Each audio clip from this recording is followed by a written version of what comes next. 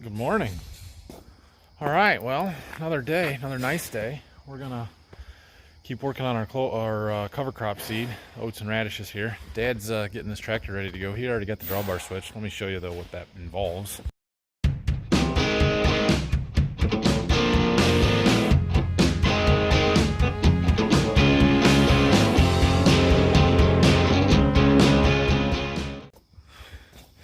So this is the normal tractor drawbar. It's what we use to pull all of the implements for, farming. But the scrapers use a different drawbar. It's over here. It's got these tabs on it or whatever, and the scraper's got tabs that fit between them, and then a pin goes through. So we have to switch that out when we hook up to the scrapers. So it's not really that hard to do, but that's done. Spreader, coffee, cover crop seed. We need that seed in that spreader, this coffee, and me. So we are going to put 2 boxes in because we got 80 some acres to do and one box does 50, so we're going to need 2 anyway, and well, I'm confident in the rate, so we're just going to do it. Cool. It would appear we have a tire that's a little on the low side, so we're going to run back to the farm and put some more air in that one. Look at that! You put 2 boxes in, you can actually see it from the cab. Well, that tire's got 30 pounds in it. I think the sidewall, this one doesn't say, but that one said 36 rated, so this one was a little low. We'll get it up to 30, make them the same at least. Getting that ready to go. Shouldn't have to do too much. Probably should check the tires before we just go to the field since we haven't done anything with it since spring. And the shovels. Okay, we are back where we ran out last night. We've got to engage our chain drive here. And we are ready to go spread.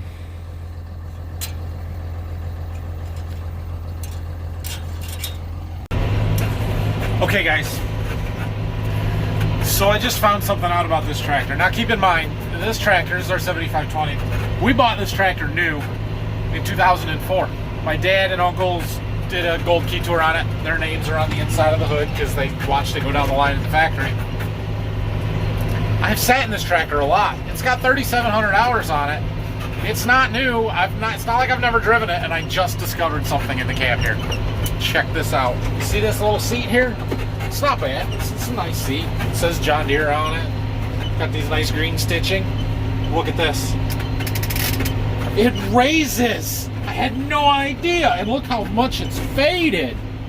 Wow. Fancy. High back. Oh, yeah. Luxury. Nice.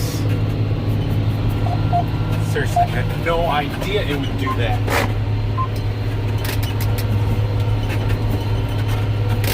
Yeah. Anyway, we're still spreading. We got, I don't know, 3 rounds to do here maybe to get over to that edge. Going pretty well. Okay, so I'm about done with this field. I got 1 more round to make, a round and a half. And it occurs to me that I remember about a week and a half ago maybe, I got a comment on one of my videos just asking about cover crops and kind of the point, why would we do that kind of stuff. So we should address that while we're seeding the cover crops. So basically we graze 3 crops for a profit on our farm: corn, soybeans, wheat. Those are the 3 things that we plant, sell, or harvest, sell. That's how we make our money. That's what we're trying to do. And so the goal is to produce those as efficiently and productively as possible to be as profitable as possible, right? So cover crops. Why would we plant a cover crop? Well, and what is it? A cover crop is simply something that we're planting when one of our 3 main crops is not growing, to help make our other crops better, more or less, right? So we've done clover, frost seeded our clover into some wheat stubble for years and years. We've done that, And I've shown you guys that process throughout the year, and we really like that. Well, the benefits to our main crops of that clover is that clover is a legume. It fixes nitrogen. So it's like soybeans, and it has those root nodules where it'll pull atmospheric nitrogen out of the air, make it available to the plant, and then as that plant decays and breaks down, it releases that nitrogen into the soil for next year's corn crop to use. Plus it helps build soil structure and puts organic matter into our soil. All very good things for soil health. Well, that's kind of the same thing that these cover crops are doing. Different timing here. We're doing it after the wheat was harvested instead of growing kind of commingling with the wheat and then really taking off after we harvest the wheat. So it is a little bit different, but this oats and radish are going to do a lot of good things for our soil. One, it promotes biodiversity and the microorganisms that are living in the soil. It gives them roots to feed on and break down. We're introducing organic matter into the soil, and those roots are building soil structure and creating channels in the soil as they grow down through the soil profile. They also will scavenge for the nutrients. So we put that chicken litter out here. It's got a lot of nitrogen in it. It's got phosphorus, potassium, a lot of micros and stuff. So these cover crops will find all those nutrients, take them up, and then as they break down next year, when we have corn growing here, release those nutrients to the corn crop. So that's a reason why we do it. There are also some environmental benefits that, while important, let's be honest, if it was just for that and it cost us money to plant them and there was no benefits to the main crops that we use, would we do them? Probably not, because you can't afford to, because these cover crops are expensive. But because they do have benefits to corn and soybeans and wheat, the environmental benefits are a bonus, and they're awesome, and they're great, and I'm glad that they're there. So it holds soil in place. It helps prevent erosion because you have something growing there. They're scavenging those nutrients out of the soil, which prevents them from leaching out and running out into the rivers and ending up in Lake Erie and contributing to the algae bloom. So it's a wonderful thing that we can do it, and that it benefits both the environment and our crops that are growing, or that we're going to be growing. So that's kind of the why. If you have any more specific questions on that, leave them in the comments and I'll try and answer them. There's lots of different ways to do this, lots of different theories, and we tend to be on the pretty conservative side and not pushing the boundaries on cover crops. There are other farmers in our area that cover crop every single acre they have, and they may be a full no-till system where they don't do any tillage, and that's great. I'm glad they can do that. We haven't been able to make that work for us. We're not good enough farmers for it, basically. Here 6-8 years ago, we tried to plant some rye after we harvested the corn. So it was really late, end October, middle of November even, I think, when we seeded this rye. It came up in the fall and grew a little bit, and then we let it grow in the spring. And the idea was we would just no-till our soybeans right into that. Well, that was a good theory, and a lot of people do that. But when we planted our soybeans, the rye was 6 feet tall or taller. It was above my head. And then we went in and we rolled it. The rye died. We sprayed it, I think. The rye died off. The soybeans came up. Everything looked good until the slugs that had been eating the rye found our soybeans, and they completely decimated the entire crop. We ended up having to replant all of it. And so we've been pretty leery of trying that kind of an approach again, because, well, replants cost money and they cost time, and that's not a good thing. So, we're still learning with it too. This oats and radish was new for us last year. We really liked it. The advantage to them is that they winter kill. So when it gets cold this winter, the oats and the radishes will die off, and they'll start breaking down. There will be very little to nothing of them left in the spring, and we should have a nice clean field and seed bed to plant our corn into.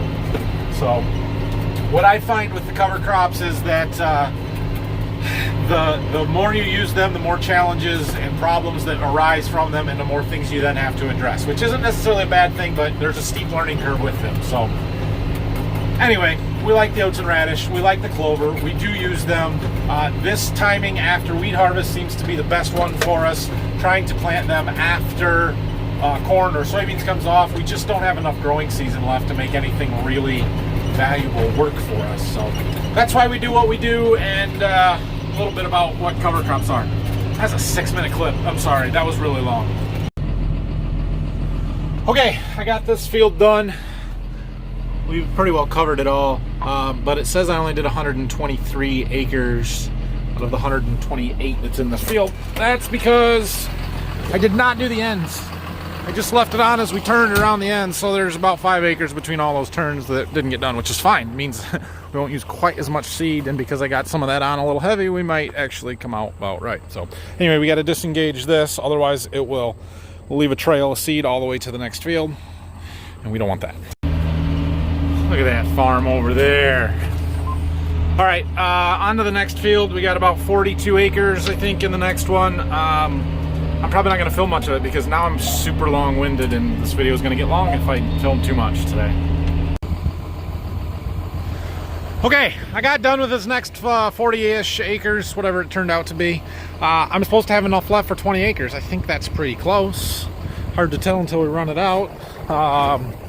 But we're done, so we're gonna disengage our drive and head back to the farm, and we gotta get the field cultivator out here. All right, before we jump in that field cultivator, I need to run to the bank and grab some lunch. All right, I am back. It's time to go field cultivate. It's nice when somebody gets this all ready for you. I didn't have to do anything. Check the tires, change some shovels, greased it. It's all ready to go. All right, so I got it all unfolded here. I was just trying to make sure everything's fairly level, which it looks like it is right now. We'll see when we get moving here. But the goal here is to just scratch the surface and mix in our seed. We do not want to dig it very deep, so it's going to take me a little bit of setup here and just adjusting everything, which is conveniently done right from our computer. Okay, so I think this is about where I want to run it. According to our display, we're about 1.7 inches deep. For reference, we would normally run this about 3.5 in the spring on the first pass over something, trying to level it up. So we're pretty shallow because we've already made that first pass at the field cultivator. We don't need to dig so deep. We're just trying to level it out. That also means we can go a little faster. So we're gonna crank the speed up here, see how we do. All right, I've made it out away from those electric poles, which are a pain in the butt. It looks really good from here. In a minute, we'll get out and look at the job that we're doing and see if it looks like we want it to or not. But so far, so good. Should fly right across this field at 45 feet wide, doing almost 8 miles an hour. It won't take real long, although there is 128 acres, so it's going to take a little while. All right, let's have a look here. See how we're doing. You can see the difference, the line of what's been done and what hasn't. We definitely have more moisture in the soil than we did when we were running that small field cultivator the first pass over. Oh, there our drag is. There. Than what we were doing last week. You know, that rain has really helped. Still not a lot of moisture, but plenty to sprout our cover crops here. So that looks excellent. I'm really happy with that. You can also see the job that our packer's doing if you look between here and back here.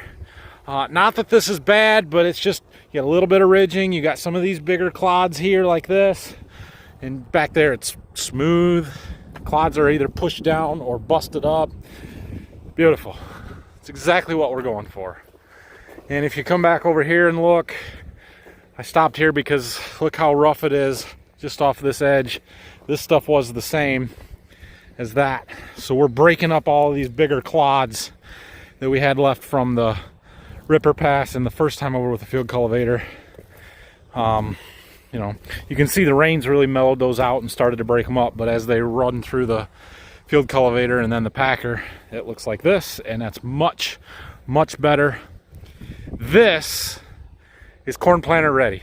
We could plant corn into this, which that is and has been my goal, is to get this where we're planting the cover crops to the point where we could plant corn into it. Because what I found out last year was if you leave it rough, like it is over there where we haven't gone over it the second time, it's still going to be rough in the spring. And I really want to just come in here and plant this and not have to use the field cultivator again in the spring. So we'll see. Time will tell whether that's the case or not. But what I learned last year is if you leave it rough like that, it'll be rough in the spring. So if we get it where I would be comfortable planting it now, hopefully it will still be there in the spring. We can just do it one pass quick with a planter. That will speed up our spring operations dramatically and save us a lot of time so we can get the crops in the ground faster, which is always a good thing. So we've got some clouds starting to build. There was a pretty good chance of rain today. We do have a couple of raindrops on the window all of a sudden. I don't think we're in danger of being rained out anytime soon here, but I mean, I want to get this done, but I won't complain if it wants to rain today. It'd be fine with me. Well, we're covering a lot of ground, marching right across this field, so I just wanted to get out and take a look around a little bit. We're yeah, between the woods, almost back behind the house already. Still doing a really nice job out here. It looks good. This area here was kind of a low spot, but the wheat had drowned it out, so the stubble was a little bit different here, I guess you would say. But yeah, look at how nice and fine this dirt is. We've got some little clouds, but they're all small, and those will mellow right out with some rain. Nice moisture. We're not digging it too deep and pulling up these bigger chunks. Just, yeah, that's what we want. These are just hard and dry because it's been so dry. We get some more rain and those will be better. And even these bigger ones that you can tell are bigger, they're breaking apart from the packer hitting them. So this looks nice. I like this a lot. There you can see some of our oat seed, which is one thing that I was concerned about a little bit. Is I'm trying to dig it real shallow, but we got to keep the shovels in the ground, so are we going to bury our seed too deep? I don't know, but the fact that I just found that one means, well, it's not too terribly deep.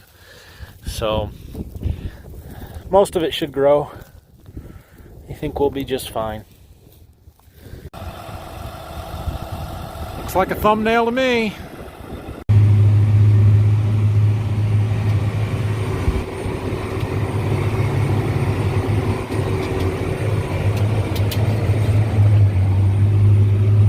I can film them right back. Every now and then we get some gawkers that go park along the side of the road or something and take pictures. I don't care, it's no big deal. Somebody should tell them about my YouTube channel though, then they can see all the stuff that you guys see. Alright, well, we're done here. I ended in the back, so we got to work all the way up to the front there. Then we're going to go to that next field that I finished spreading on today. That's 40-ish acres. And we appear to be doing about 46, 47 acres an hour, so it should only take us an hour over there, which is good. It is a little after 4 o'clock now. I don't remember what time we started this, but it could not have been much before 1. So, yeah, to do 130 acres in 3 hours, we're flying right across here. That's a good thing. Won't take us long to do the rest of it. I thought I was going to be a late night or a later evening tonight, but guess not. Well, the rain is going to go west and north of us, it appears. Moving northeast from the southwest. It's unusual, but oh well, we're almost done. You know, it's September now. You would think this dude's pot plants would be big enough to be able to see them over the fence. Can't see anything growing out there. Maybe just a little tiny bit. There. He must not be a very good farmer, grower, whatever you call them, guys. You guys got them where you live? I'm sure they're all over Michigan. Little privacy fenced in area of a yard with netting over the top. They're all growing marijuana. I'm sure that I could name off at least 10 of them within a 5-mile radius of here, and we're right on the state line, and there's not any in Ohio, so that's only half the circle. But yeah. The sad part is most of them places are about the dumpiest places you could imagine. But no expenses spared when it comes to growing their marijuana. Gotta have those drugs, man. They'll put security systems on, fancy lights and fences and all kinds of stuff. If they would put half the amount of energy and effort they put into doing that to finding a job, we'd all be way better off. Alright, just making my big curly Q turns to finish up these Zendros here. And we're done with what we've got spread anyway. We've got another 72 acres that is ripped and field cultivated down, ready to be spread. And so, provided we don't get the rain that they were talking about tonight, which is not looking promising, we'll do that in the morning, and then we'll take the field cultivator over and work it in. But then the last, there's a 65 acre field over that way and 30 acres over that way that Dad sprayed yesterday and today that needs to be disc ripped, field cultivated, spread, and then field cultivated again. So that means that after we're done with spreading the field that we can and working that one in, we'll hook our ripper back up tomorrow afternoon, most likely. I'm really happy with the way that this looks. Like, it fit up really, really nice. And hopefully our oats and radish come up and it'll be good until spring. So we're heading back to the farm now. It's about 5:30, so I don't know what else is going on tonight. Well, somehow or another, it doesn't look real promising for us to get that rain. We are right there, and it's going northeast, which is rare. We'll see if any of this stuff down here builds up and hits us overnight, but all this stuff went through a while ago and completely missed us. So, well, nothing I can do about it. So anyway, I'm going home. Have a great night, everybody. If you have any questions and comments, leave them down below. And always hit that like and subscribe buttons for me if you would, please. Tomorrow's plan is to, well, it's highly dependent on whether or not it rains tonight. If it does not rain, we'll be spreading cover crop seed, oats and radishes, and then working it in, and then keep doing tillage. If it does rain, I don't know, we'll figure it out.